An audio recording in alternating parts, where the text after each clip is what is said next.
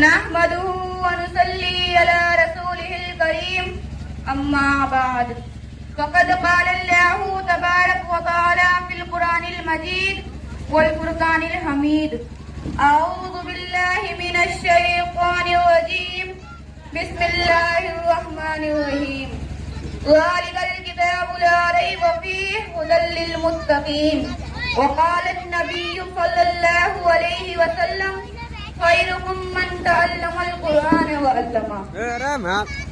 الہی رونق اسلام کے سامان پیدا کر، الہی رونق اسلام کے سامان پیدا کر، دلوں میں مومنوں کی الفت قرآن پیدا کر۔ صدر محترم، اسٹیج پر رونق افروز بزرگان دین اور حاضرین مجلس، آج کی اس محفل میں میرا موضوع سخن دنیا کی سب سے پاکیزہ اور مقدس کتاب قرآن پاک ہے۔ ہمیں چڑھتے سورج کی طرح یقین ہے کہ اس کا ایک ایک حرف سچا اور صادق ہے۔ وہ قرآن پاک جس کی زبان مقدس، بیان مقدس اور جو فصاحت و بلاغت کا ٹھاٹے مارتا سمندر ہے، جس کے متعلق ارشاد ربانی ہیں ذالک الکتاب لا ریب فیہ، قرآن وہ کتاب ہے جس کے صادق اور برحق ہونے میں کوئی شک و شبہ نہیں، اور جس کے بارے میں محسن انسانیت حضور پاک صلی اللہ علیہ وسلم نے ارشاد فرمایا خیرکم من تعلم القرآن وعلمہ، کہ تم میں سب سے بہتر وہ شخص ہیں جو قرآن کریم کو سیکھے اور سکھلائے۔ نوجوان دوستو، قرآن رب ذوالجلال کی طرف سے عطا کردہ وہ حسین تحفہ اس نے 23 برس کے قلیل مدت میں پورے عالم میں وہ انقلاب برپا کردہ کہ بڑے بڑے فقہا، بلغاء، ادبا اور شعراء حیران و ششردے رہ گئے، جس کی آیتوں کو سن کر پتھر دل موم ہو گئے۔ میرے محترم بزرگوں اور دوستوں، یہی وہ قرآن ہے جو رہتی دنیا کے انسانوں کے لیے سراپا ہدایت اور رحمت ہے۔ یہی وہ قرآن ہے جس نے رسول کی رسالت کو اعزاز بخشا۔ یہی وہ قرآن ہے جس نے قلوب کو تازگی بخشی۔ یہی وہ قرآن ہے جس کی برکت سے جنات و شیاطین کا آسمانوں پر جانا بند ہوا۔ یہی وہ قرآن ہے جس کی برکت سے عزت و رفعت کے سامیانے گڑ گئے۔ یہی وہ قرآن ہے جو سچائی اور امانت داری کا درس دیتا ہے۔ یہی وہ قرآن ہے جس کی برکت سے عمر فاروق کو ایمان نصیب ہوا۔ یہی وہ قرآن ہے جس کے نظیر پیش کرنے سے ساری دنیا عاجز و قاصر رہ گئی۔ یہی وہ قرآن ہے جس کے مثل پیش کرنے سے عرب کے فصیح و بلیغ زبان دانی کا دعویٰ کرنے والوں نے گھٹنے ٹیک دیے۔ محترم حضرات، اللہ کا یہ مقدس کلام تمام کلاموں سے افضل اور برتر ہے۔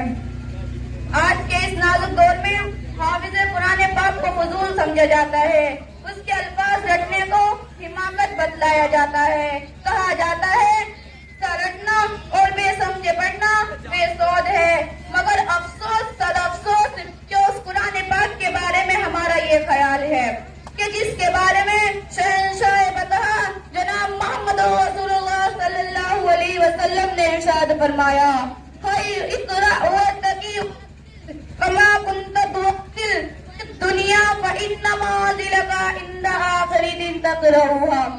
قیامت کی دن حافظ قرآن سے کہا جائے گا کہ قرآن پڑھتا جا اور جنت کے درجوں پر چڑھتا جا، اور ٹھہر ٹھہر کر پڑھ جیسا کہ تو دنیا میں ٹھہر ٹھہر کر پڑھا کرتا، بس تیرا مقام اور ٹھکانہ وہی ہے جو آخری آیت پر پہنچے۔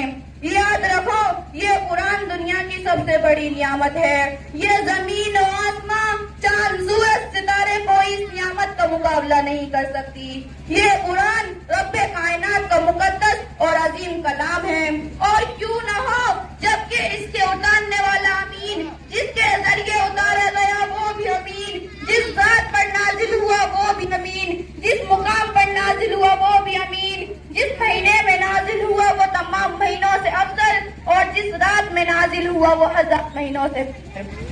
اللہ کا یہ مقدس کلام تمام کلاموں سے افضل اور برتر ہے۔ حدیث پاک میں آتا ہے فضل کلام اللہ علی اللہ علی خلقی. اللہ کے کلام کو سب کلاموں پر ایسی ہی فضیلت ہے جیسے خود حق تعالیٰ شانہ کو تمام مخلوق پر. اللہ کا دلارا اور خدا کا پیارا نبی ارشاد فرماتا ہے کہ جس نے قرآن پڑھا اور عمل کیا اس کی والدین کو قیامت کے دن سورج سے بھی روشن تاج پہنایا جائے گا. کہ غور کرنے کا مقام ہے کہ جب والدین کو اس گراں قدر انعام سے نوازا جائے گا تو خود پڑھنے والے کے مقام اور مرتبے کا کیا عالم ہوگا. محترم سامعین کرام، قیامت کا دن اور ایسے 10 آدمی جن کے لیے جہنم واجب ہو چکی ہوگی. حافظ قرآن اپنی رب کی بارگاہ میں ان کی سفارش کرے گا. پروردگار عالم اس کی سفارش قبول کرے گا اور ان کو اس حافظ قرآن کی برکت سے نجات عطا ہوگی. مسلمانوں، قرآن کریم وہ عظیم برکت اور شہادت ہے جو روح بندی ہے، معدن حیات، سرچشمہ زندگی ہے.